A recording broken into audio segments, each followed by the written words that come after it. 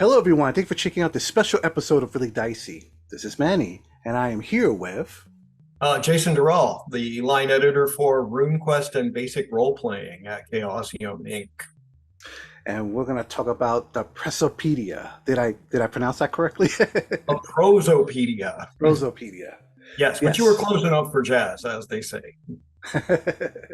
So yes. For those of you sort of tuning in again to RuneQuest, RuneQuest is putting out a whole bunch of uh, mythology-themed books, which I think is phenomenal. I don't think any role-playing system has been that immersive when it comes to the what your characters can worship and how religion can have such a big impact. Usually, as I was telling Jeff previously, usually like certain role-playing games, I'm not going to mention by names. I don't want to sound like I'm bashing them, but usually they'll come out with maybe like one book about the deities per edition. Maybe two if you're lucky. But you're coming out with what looks like 10 of them. It probably will be about 10. I think that's the current number. Who knows as time goes on. So if I may ask, let's start with why. For those probably hearing about RuneQuest for the first time and are pretty amazed with how many books about the cults and the religions of RuneQuest is coming out, why is religion or mythology important to RuneQuest? Well, in RuneQuest, the gods are real, and I know that's a thing you could say about a lot of RPG settings, but sort of in the same idea that people in the Bronze Age had, or before the Bronze Age, early Iron Age, there was this idea that the gods were actually active, that they are part of the contiguous world, and that, like the ancient Greeks believed, as much as we can say, that if you climbed up to the top of Mount Olympus, there would be a bunch of their gods hanging out there. And that they believed that the gods moved through the world, and they told stories about these gods that sort of reinforced their worship. And the gods, and like the Norse, they also believed that the gods were very much physical beings that could come to Earth from time to time, and that they made the world. And in RuneQuest and Glorantha, the gods being real means that when player characters utilize magic, rune magic, they're channeling the powers of their gods themselves. And they're like taking on aspects of their gods by doing these. And the characters in RuneQuest and in Glorantha, like a cult that you would be a member of, is more like almost like a character class for another group. It sort of defines your philosophical goals and provides a framework for advancement. Like, you want to progress within your cult and do deeds that your god would favor, because your cult will reward you. It will support you in the form of training. They'll teach you magic. They'll teach you skills. They can put you up if you need a place to stay. They'll send you on missions. And so your activity within the cult is very much a big part of how your character progresses and grows in the world of Glorantha. And ultimately, to get really powerful and really high level, so to speak, we don't have levels, but you have to start really knuckling down and starting to do things that your god favors and is urging you to do. And so your character's skill in devotion and your knowledge of your cult lore and whatnot, those are all very, very important factors in how you can play. Sorry, I'm getting over, I'm at the last stages of a cold, so slight coughs here. But yeah, and you've got skills in both worship and cult lore, which are both very important skills for you to do. They help refresh your pool of rune points, which is how you can cast the really powerful magic in the game, which all comes from your gods and your cult. And so there's this idea that the gods are they're very present in the world. Like, their magic is being used all the time. They shape the world as it exists, and so there's a lot more of a feeling of the divine presence in the day-to-day, which is I think a little separated from other games where your god might just be a source of, you pray to your god and you get some magic, and it's not really a defining characteristic of how your character goes. So the Prosopaedia. Mhm. So I know it's, well, I understand it's different from the Earth Goddesses and the Lightbringers book that just came out recently as Yes. well. What is this book exactly? Okay, I don't know how much Jeff told you about the dawning and the history of this particular series of books. Originally, this was going to be a two-book slipcase set with a slight paperback insert that would be the Prosopaedia. The original edition of Gods of Glorantha had the Prosopaedia. It was just a staple plain paper thing that looked like a glossary. As we continued to work on the books, the cults, we added more and more cults. The book started getting bigger and bigger. And then, of course, we had this global pandemic, which caused a massive global shipping crisis. Now, most of the time when we print like giant books and in slipcases, those come from China because China makes the absolute best and sturdiest slipcases. I don't know why, but very few other publishers or printers are able to do slipcases at the level of quality that the Chinese can. And with the pandemic happening, shipping to and from Japan or from China became just off the table. The prices went up like 17 to 20 times what they normally were for shipping boxes. Shipping times went from months to, over a year. And many of the factories were just not taking orders. So the idea of having it printed and shipped from China just evaporated.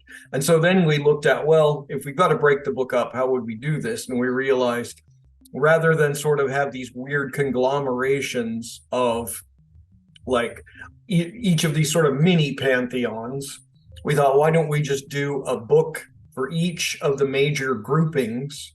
And those are usually keyed by runes, and which are the fundamental building blocks of the universe and the sources of power in Glorantha. And so then we were like, well, if we're going to do each of these books as its own book, let's make them worthwhile so that they're not, really skimpy. So we'd been building art for it all along, and we really probably overestimated the amount of art that we got because the books were just going to be absurd. And right now it's looking like these books would have been like 600 pages a piece, which our Polish publishers just said, we can't print 600-page books. The spines will just fall apart. So we were like, okay, so just the sheer practicalities of making these books means we've got to go with smaller books.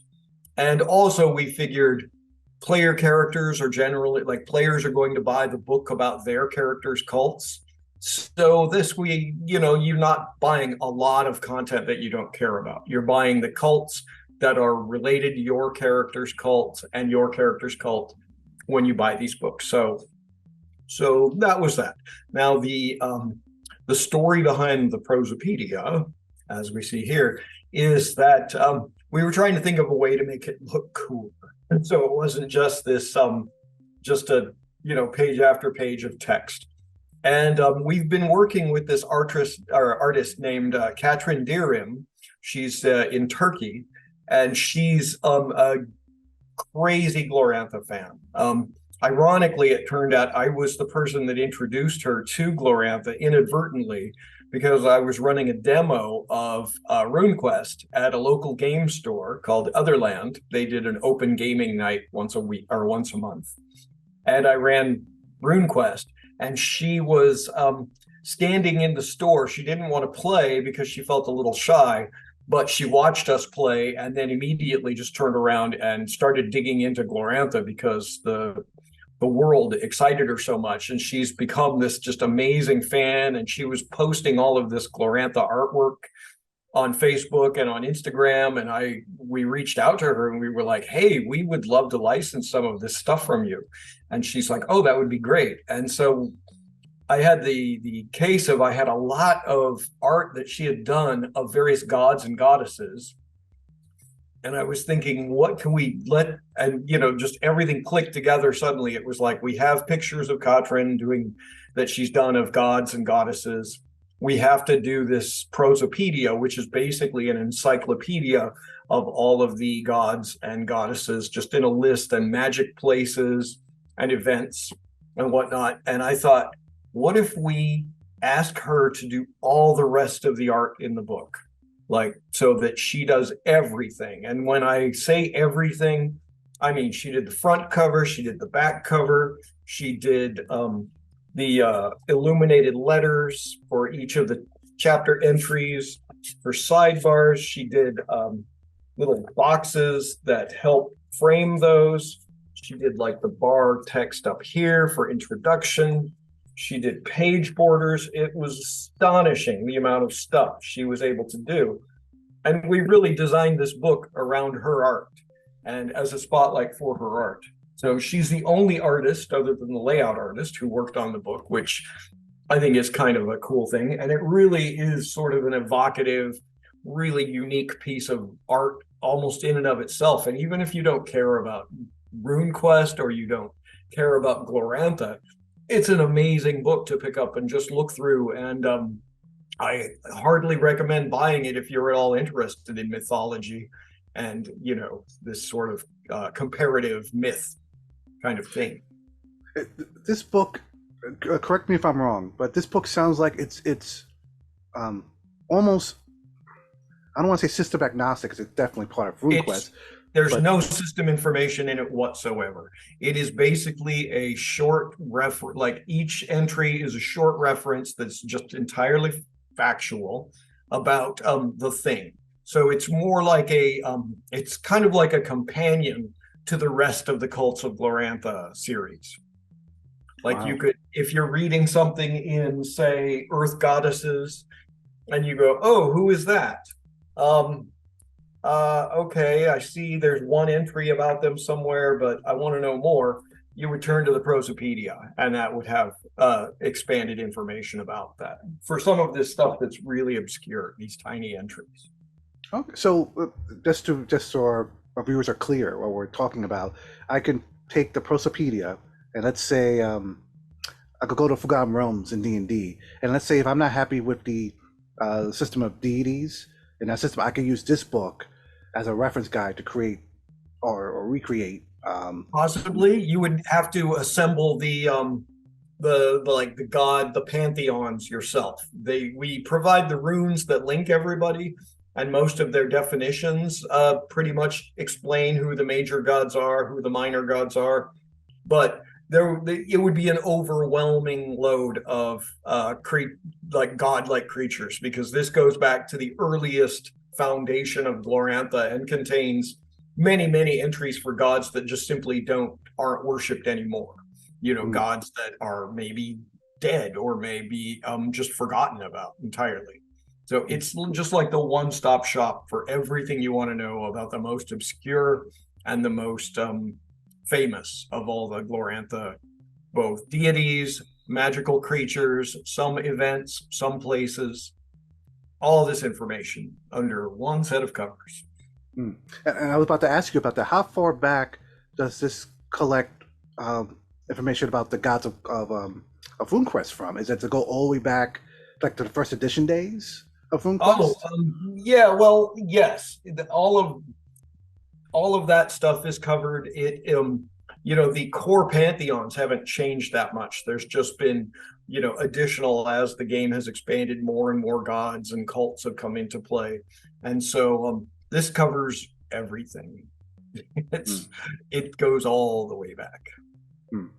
So if I may ask, because sure. I've always been really interested in mythology and the messages it has, and you could see that from Norse to Greek to Babylonian to South African, South American, there's always these themes and these almost like these teachings of morality that you see from these stories.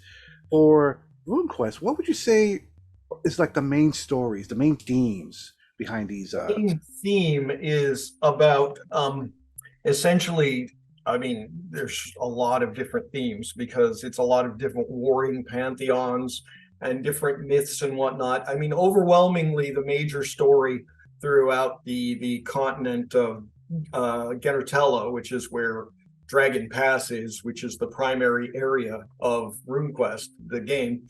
It's really about the three pantheons, kind of maybe four coming toe to toe. You have the originally there was the sort of sun-based pantheon that is led by the god Yelm, and they've sort of lost favor to the storm-based pantheon, which is led by Orlanth and his other storm gods. And so the Orlanthi are the primary like movers and shakers in Dragon Pass. Now the Ernalda cult, which is the earth-based mother cult, is tied to that because Ernalda and Orlanth are, at least in one version of them, they are married. And there are so you've got these two united cults that are sort of on the edge, where the Yelm solar cult has been sort of pushed out. And then from the north comes the Lunar Empire, which is this decadent and giant empire, the likes of which, like Alexander the Great's empire, that if they were not running into the most pernicious area in the world, which is Dragon Pass, they probably would have just rolled over it. And the Lunar Empire worship an entirely different set of gods. And so it's ultimately about this sort of interplay between like the old pantheon, which is the Yelm and Solar pantheon, the new strong pantheons of the storm gods and the earth goddesses and whatnot, and then this rival invasion force coming in from elsewhere, the Lunars. And so it's this sort of crucible of tension between all of these cults. Now there are other cults floating around. There are the water cults, the darkness cults, and all of them, but those four are pretty much the primary players as things go. And I was just I reached over just a little bit to show, this is the leatherette cover for the Prosopaedia, which also Katrin designed this cover. Gorgeous. Wow. Yeah. I'm just so impressed by her versatility as an artist. So anyway, so that's really the thing. And the core element of the primary mythic cycle in Glorantha is the Lightbringer quest, whereas basically where the sun sort of died and the world was enveloped with this great winter, and these heroes Orlanth and a bunch of other gods went on what they called the Lightbringer's quest, and they basically restored the sun and saved the world from darkness. And so this primary mythic cycle is kind of the sort of rebirth of the world.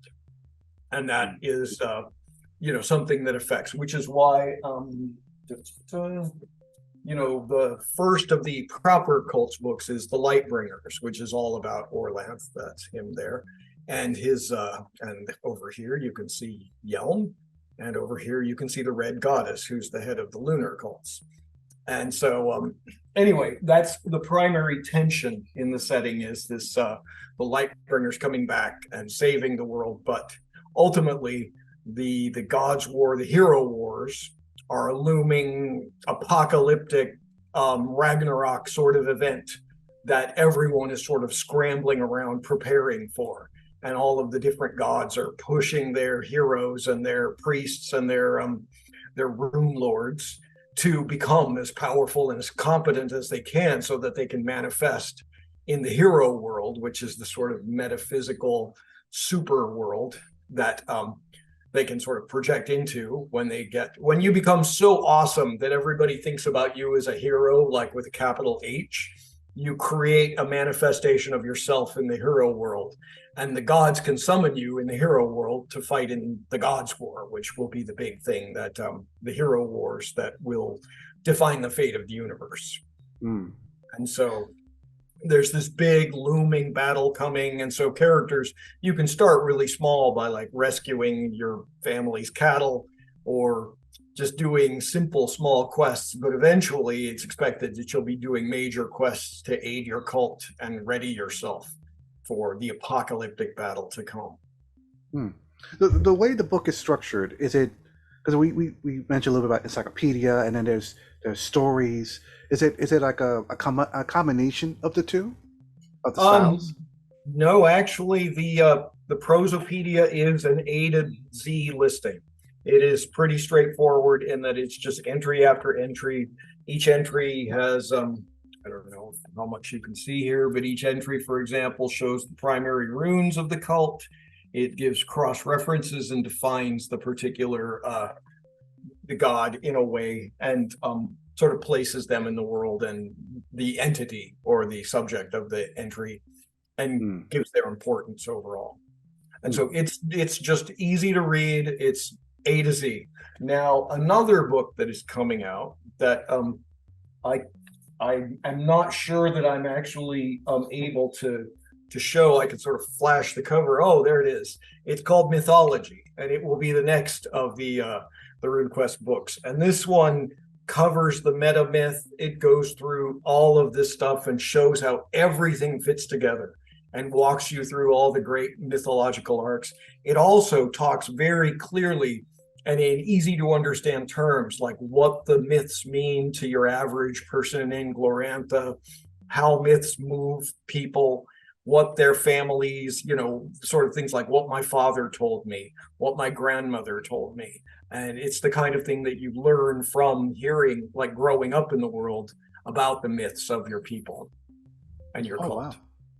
Oh, And so and that is, if I mean, it's unfortunate the format of the release is that we wanted to get the Prosopaedia out because it's a wonderful companion to all the other books, and we wanted to get Lightbringers out because many players worship gods in that cult, and Earth, that's the other one of the other big cult groupings that people fall into, their characters fall into.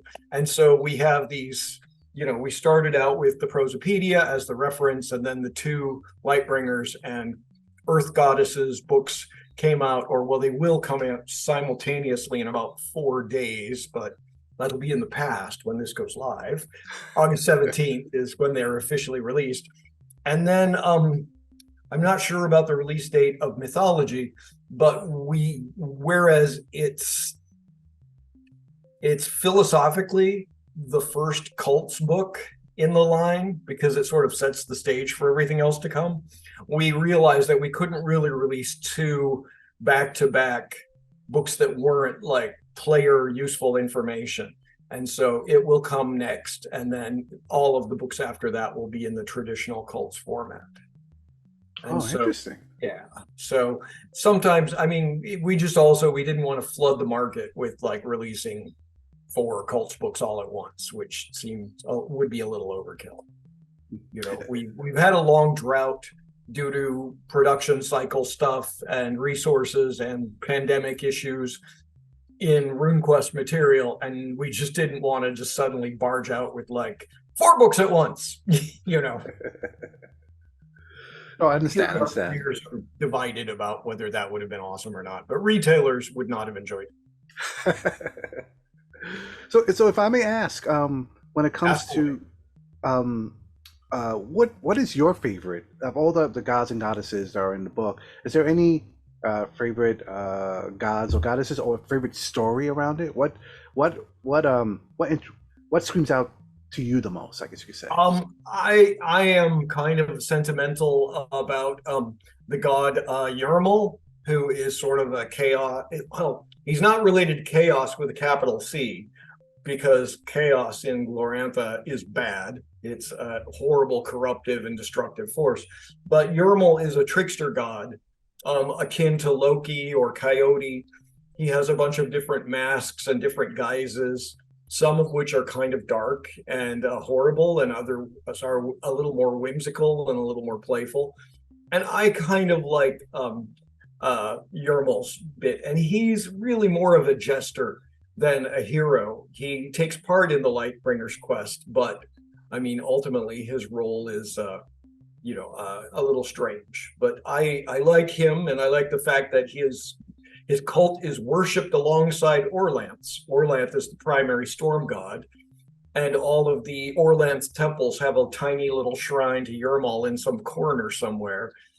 And it's, the Orlanth cult offers protection to Yermal worshippers, even though they're like the worst player character you could ever have. They're the guy who steals from the party and who gets you all, they would be the one who gets the rest of the party into trouble and taunts the bad guys. And Leroy Jenkins is in the middle of fights and whatnot. That would be a Yermal character, just always creating chaos and controversy in the middle of things. But I kind of like the fact that sort of because he's been an ally to Orlanth, Orlanth says, all right, your cult has a place in my temples, and I will not allow my people to persecute you, which I think is kind of cool. And he's, one of these horrible trickster gods who's full of all kinds of terrible mischief and whatnot. And I think it's a pretty fun character, a god to play, because you can really take that, or a god to worship in game, because you can take that in a number of different ways. You can be like a thief and an impish character, but in Jeff's home campaign that we did a lot of playtesting in, I decided to play a version of Yermal that was an anarchist who was about abolishing government and whatnot. And so that was kind of an interesting challenge, because we were a group of characters working for this guy who's basically the King Arthur of the setting. He's going to restore order and beat the Lunar Empire and get everything back to the way it used to be. And my characters like violently overthrow all of the leaders. We should be, there should be no more nobles, no more inherited titles and all of this kind of stuff. So it was a kind of a fun tension in the game. So I would say Yermal is my favorite overall. So if I may ask, I guess a more I don't know, a serious question, but it's a question that I will say beforehand that if you don't want to answer, it's totally okay. It's about, because it's dealing with Greg Stafford. Okay. So you know how usually in literature class you would learn this, that usually works of art usually reflects the personality and the mindset of the creator behind it. Yes. Being that you've looked at RuneQuest, what do you feel tells you the most about Greg? That's interesting. I think that well, Greg had two great passions, one of which is obviously the King Arthur stories. His love of Pendragon, and that is really, let's be honest, Pendragon is that's his heart. That is where Greg's real love went. The other thing that I think not that many people know about is that Greg was hugely into Mesoamerican mythology and culture. He went and lived down in Mexico for a while and wrote apparently what was quite an exhaustive and nearly authoritative book on Mesoamerican mythic cycles and mythology and folklore. But it's never been published because Greg just lacked any credentials. And I think in his lifetime, he just said, who am I to publish a book about this stuff? I'll be torn apart because I just don't have PhD behind my name, But I think that when you go and you dig deep into Mesoamerican mythology, you start to see a lot of the influence that percolated into Glorantha and RuneQuest and the mythic cycles and the strange and weird elements of those gods. And I think that that's one thing that I personally find, is that Greg was deeply interested in the sort of stranger and more exotic and evocative mythologies. I think that he was well versed in like Mesopotamian and Sumerian mythology, because that certainly shows up. He knew his Indian myths and all of that mythology and religion. And so I think that those were the kinds of things, the complexity of those really fed Glorantha much more than the Greek gods or the Norse gods or the sort of normal pantheons that a lot of RPGs draw from. Yeah, and I think that that's the stuff where you sort of see Greg's sort of inquisitive mind. And he was a big, I think he was quite a avid reader. I don't know if he was a devout follower of Joseph Campbell, but you know, he was very much into this idea of how does myth work? How does it inform our lives? How do we attain sort of a higher consciousness or try to make sense of the universe? And Mm. it's usually through believing in myth or religion. It's through spirituality. It's through worship. And I don't know if he was at all denominational or in any sort of a practicing religion, but you definitely get the sense that he was somebody that was always very spiritually uh, you know, active. And oh well, he was a practicing shaman, so I mean that also you find is pretty up front and center in Glorantha, in that the shamanism and the spirit magic and whatnot are very front and center aspects of the mythic landscape. Oh, okay, interesting. These books will be out August 17th. Two of them, yes, the Prosopaedia has been out for about a month, I think. Hmm. The other two do their street date on the 17th of August. And I'm thinking that Mythology, the next one, will probably be out before too long. All right. I put it sometime maybe in October. All right, that's exciting. I'm really keen on checking these books out. Cool. Yeah. The spiritual, well, not spirituality, but the religions of Glorantha is really interesting, and I'm and every influence you mentioned, I see that in this work So I'm keen to see what see it put together, I guess you could say. Yeah, yeah. And these books are only going to get cooler. The next two that are going into layout very, very soon are the Lunar Way book and the Solar Pantheons. And we're starting to see the covers for those. The covers are usually the last things that get done on these books. Normally, covers are among the first pieces of art, but we've sort of decided that we want the covers to really encapsulate what the books will look like all together as one piece. And the cover for Solar just came across my desk, and it's glorious. If I may ask, is it the same art team working on all these Yes, books?